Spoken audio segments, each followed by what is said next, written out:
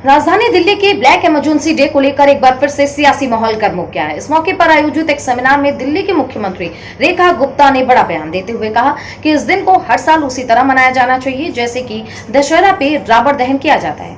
अब देखिए, मुख्यमंत्री रेखा गुप्ता ने यह भी कहा है कि जिस तरह रावण दहन बुराई पर अच्छाई की जीत का प्रतीक है, ठीक उसी तरीके से संविधान हत्या दिवस को भी याद किया जाना चाहिए ताकि देश की आने वाली पीढ़ियां आपातकाल के उस काले अध्याय को कभी ना भूले। उन्होंने कहा कि यह दिन हमें हमेशा ये संदेश देता है कि देश में लोकतंत्र के साथ किसी भी तरीके का अन्याय दोबारा स्वीकार नहीं किया जाएगा। सीएम रेखा गुप्ता ने विपक्ष पर भी निशाना साधा और कहा कि कुछ लोग लोकतंत्र की बात करते हैं लेकिन संविधान को अपने राजनीतिक एजेंडे के रूप में इस्तेमाल भी करते हैं। उन्होंने राहुल गांधी का नाम लिए बिना कहा कि प्रजातंत्र किसी की निजी संपत्ति नहीं है और ना ही ये उन लोगों के गुलाम है जो संविधान की कॉपी जेब में रखकर लोकतंत्र की हत्या का दावा करते हैं। कार्यक्रम के दौरान मुख्यमंत्री ने जयप्रकाश नारायण और अटल बिहारी वाजपेयी जैसे नेताओं का भी जिक्र किया और कहा कि इन नेताओं ने कठिन समय में भी लोकतांत्रिक मूल्यों को जीवित रखा है और देश को सही दिशा देने का काम किया है। उन्होंने आगे क्या कुछ कहा है, सुनते हैं। कितनी हास्यास्पद बात है कि आज जो लोग अपने जेब में संविधान की किताब लेके घूमते हैं, लोकतंत्र की दुहाई देते हैं कि लोकतंत्र की हत्या हो रही है, लोकतंत्र की हत्या हो रही है।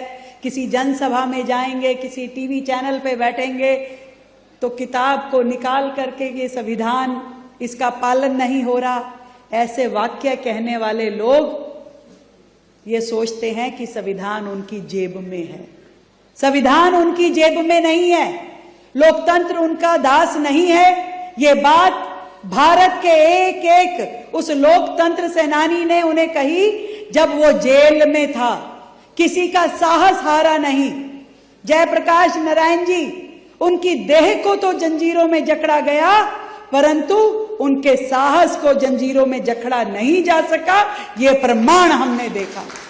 अटल बिहारी वाजपेयी जी जो स्वयं जेल में बंद रहे तब भी उनकी लेखनी काम करती रही और वो लेखनी मनोबल बन करके लाखों लोकतंत्र सेनानियों की आवाज बन करके छाई रही। एक एक व्यक्ति जिसने उस आपातकाल की लड़ाई को लड़ा, 19 महीने जेल में बैठा रहा, जिसमें से आप सारे लोग शामिल रहे, उसने साहस नहीं छोड़ा, हिम्मत नहीं छोड़ी, देश के प्रति अपना प्रेम नहीं छोड़ा।